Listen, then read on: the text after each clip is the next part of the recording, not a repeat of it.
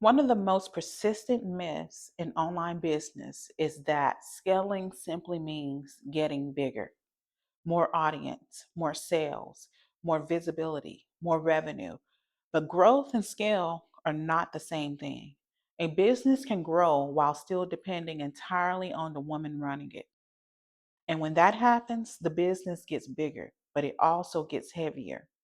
Every new client requires more attention. Every new launch requires more energy. Every new level of revenue requires more personal involvement. And eventually, the woman leading the business begins to feel the pressure of carrying everything herself because the architecture of the business has not actually changed. It has only expanded.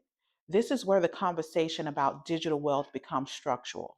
Digital wealth is not built by increasing effort indefinitely. It is built by designing ecosystems that carry momentum.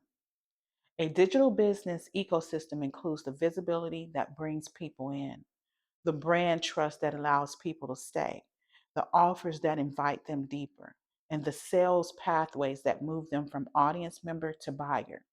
It includes entry offers that consistently welcome new buyers, an offer suite that expands value over time, and an infrastructure that allows revenue to continue without constant urgency. When that ecosystem is incomplete, scale cannot actually happen. The business grows, but it remains dependent on the founder's personal energy, and the nervous system feels that dependency. Because when everything depends on you, rest begins to feel risky. If you step back, revenue slows. If you pause, momentum drops. If you stop pushing, the business quiets down. Over time, the body begins to associate growth with pressure. Expansion feels exciting, but also heavy because the responsibility of sustaining it is sitting entirely on one person. This is where identity begins to shift. There's a difference between a woman working inside her business and a woman leading in an ecosystem. The woman working inside her business produces momentum.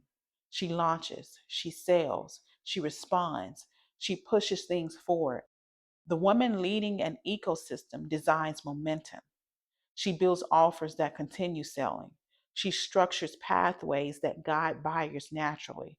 She refines positioning so the right people recognize themselves immediately. Her role is no longer to carry every movement personally. Her role is to architect the system that carries movement. This is a very different leadership identity, and it is where the feminine leadership becomes powerful in digital wealth building. Feminine leadership is not about doing more.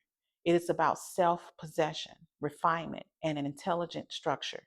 It is the ability to design systems that hold expansion without forcing the woman leading them into constant overexertion.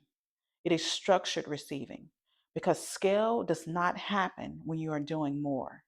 Scale happens when the ecosystem you built continues even when you are not pushing it forward every day. And that is the real shift. Growth increases effort. Scale replaces effort with architecture. And digital wealth is built when the architecture becomes strong enough to hold expansion without exhausting the woman who created it.